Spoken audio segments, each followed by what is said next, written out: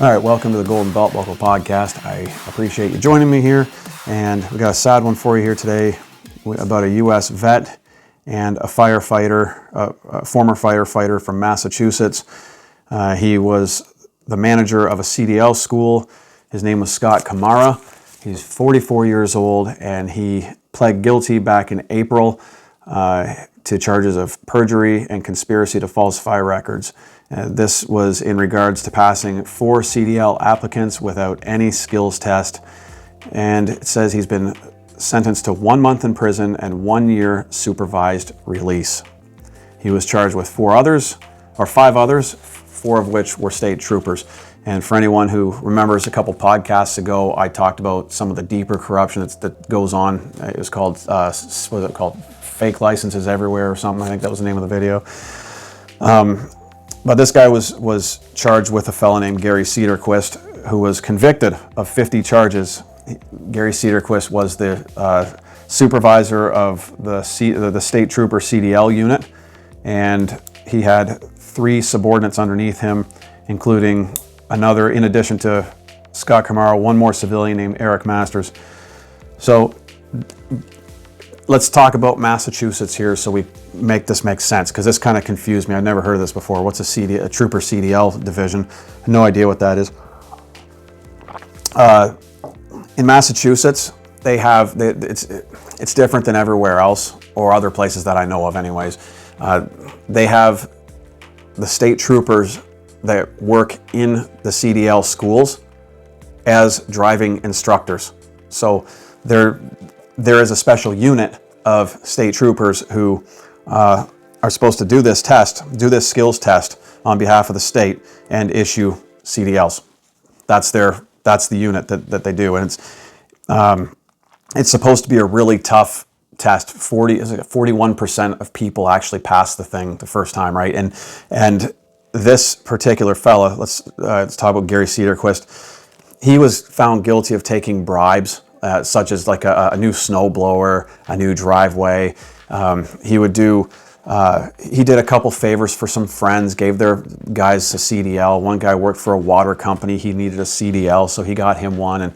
And anytime they would do they would take someone on a test that they would give them a passing grade for that they didn't deserve, they would just, when the favor was called in, I don't know why they put this over text, but we got their text, right? They would just reply, golden, right? Like, I got your boy, right? This is golden. I'm going to take care of your guy, right? So that's how they did it. And they basically told everyone what they did in those texts. So yeah, they got charged, all of them together.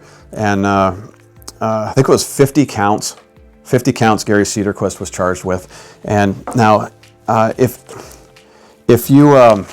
you take this out to a little bit of a broader context of Massachusetts, you've got these troopers. It was implied in another story that these particular troopers were a part of the retired Troop E unit, which consisted of 46 current and retired state troopers.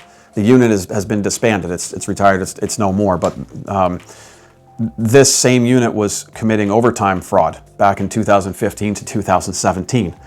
So a whole bunch of officers went down for this, and it just kind of went, like, I'm a big believer in context, right? I like setting the context, see where these people came out of, right? And this fella here, Gary Cedarquist, and these state troopers, that's the context they came from. They came from a context of corruption. So you had 2015 to 2017, you had the fraud, the overtime fraud. Then from 2019 to 2023, you got Gary Cedarquist and his subordinates committing these acts of fraud within this trucking school.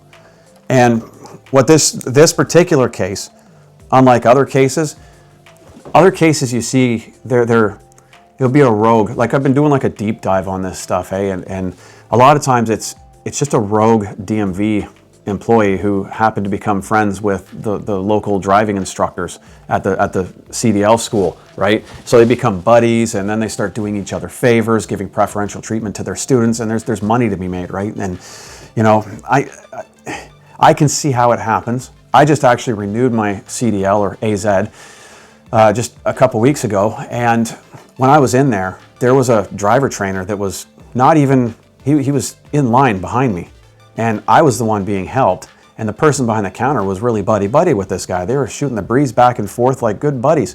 So it's not hard to imagine how this sort of preferential treatment of bribery takes place, right? There's money involved and relationships, right? So that's part of a broader, like,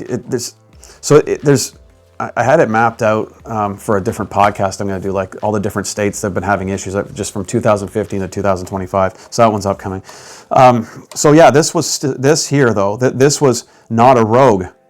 Unlike the others that I just mentioned, this wasn't a rogue case. This was the top down at this school. You had the manager and the CDL trooper unit supervisor, and then his troopers underneath him. So that kind of makes this one a little bit unique. So anyway, yeah, that just came out. Fellow was just sentenced on September 9th, and he'll be facing 1